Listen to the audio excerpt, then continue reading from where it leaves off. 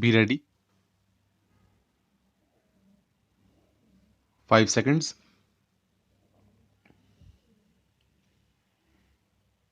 Start. Sir, I would just like to touch briefly on a few aspects of this question of national transport policy.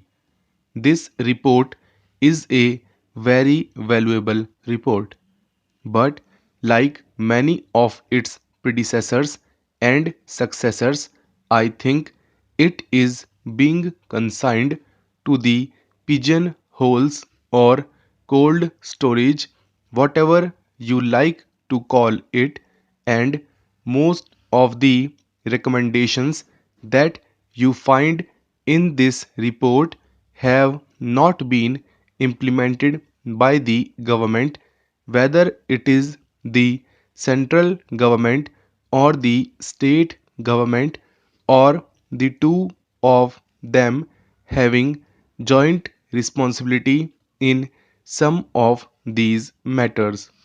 The problems which are facing the country in this respect are getting more and more acute.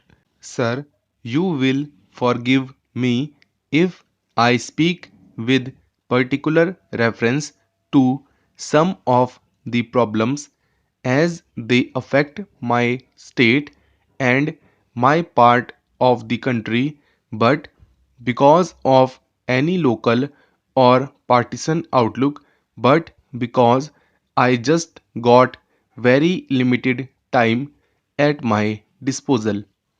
About freight equalization, there is a whole chapter in this report. I only wish to point out that report itself has stated categorically that the original purpose of railway freight equalization was to stimulate the dispersal of industries, but they have also admitted that this object has not been achieved, and rather than helping the proper and optimal dispersal of industries, it has actually added to the real transport cost. Now, for example, in West Bengal, iron and steel, which are available in our region, are covered by freight equalization.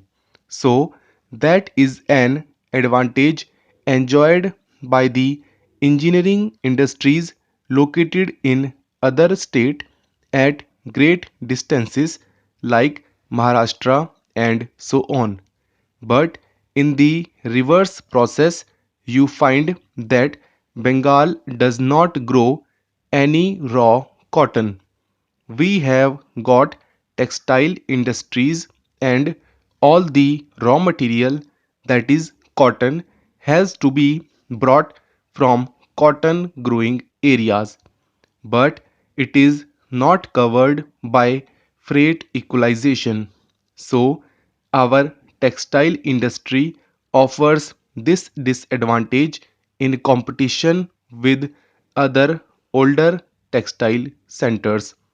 Similarly, consumer goods have also not been covered. We have to get all our sugar from outside. We do not grow any sugarcane. Even mustard oil, which is the normal cooking medium for most of the people in Bengal, strangely enough, has to be brought from outside.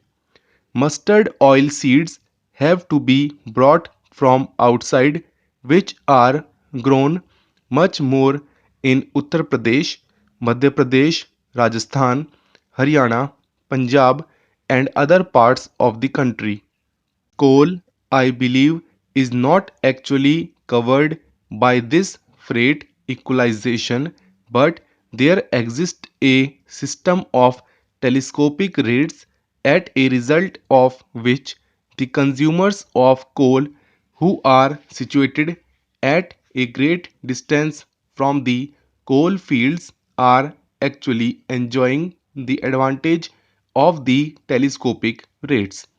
It is another form of freight equalization, even if formally it may not be so.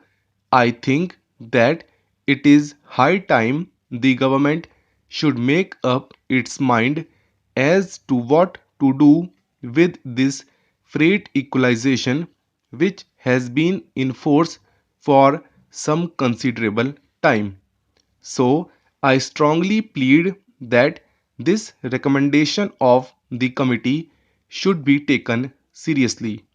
They had spoken about phasing out 4 or 5 years ago. I think it is high time that this equalization policy was given up.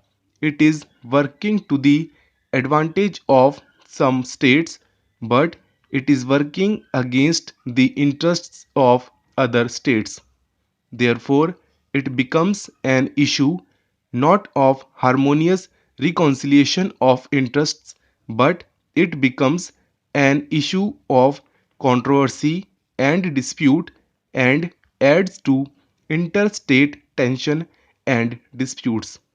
Then I would like to say something about the Kolkata port with which the Honorable Minister of Shipping and Transport is very much concerned.